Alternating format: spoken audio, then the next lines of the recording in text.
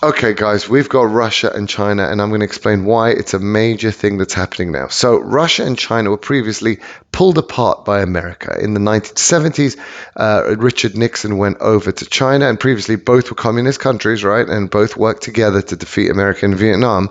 But he went down a charm offensive after the fall of the gold standard, the Bretton Woods standard, and basically the American dollar since then being absolutely worthless. Monopoly money is worth more than a US dollar, but anyway. He went there to do a charm offensive and decoupled China from Russia. Very smart move. Very smart move. That worked well all the way up till about 2 years ago.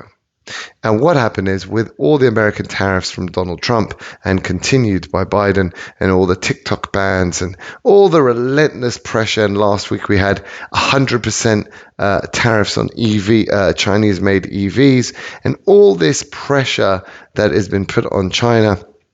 And obviously, with the war in Ukraine and what America did to Russia, just disgusting. Kicked it off SWIFT, the international payment system. Sanctions on their oil, sanctions on their uranium, stealing any Russian people's assets, and now all the $350 billion dollars of treasuries, Russian treasuries that Russia owns. Not only has it been frozen, but at the moment interest is going to Ukraine.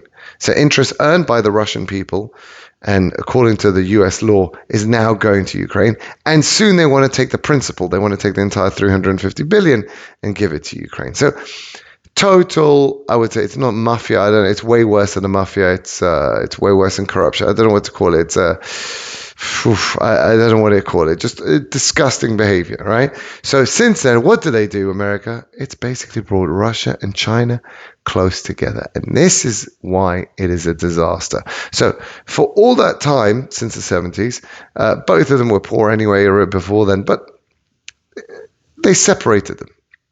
Since then, China has become the world's #1 manufacturing powerhouse, and Russia has always been a commodity powerhouse. So what have they done?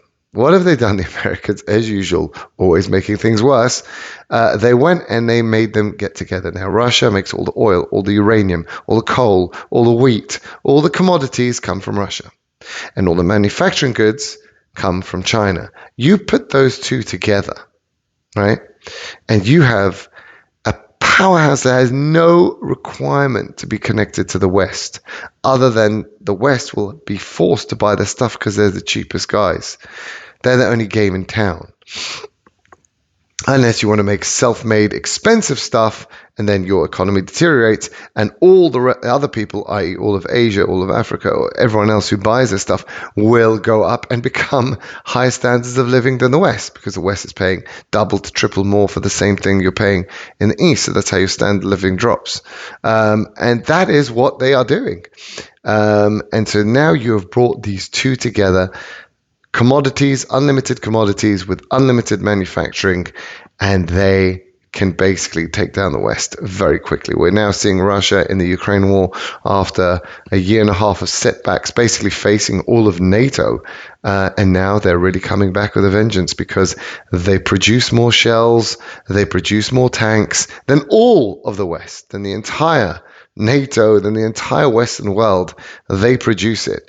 And so, yes, Ukraine has a manpower shortage, but it also has a shell shortage. It also has a bullet shortage. It also has an anti-aircraft shortage. It has shortages because the West, even though they've got an open checkbook to Ukraine, cannot provide it, while Russia can keep pounding and manufacturing those things out with assistance of Chinese parts. And you're not going to starve them to death because they produce everything. You're not going to, destroy their manufacturing capacity like that's been done to Germany because they have their own oil.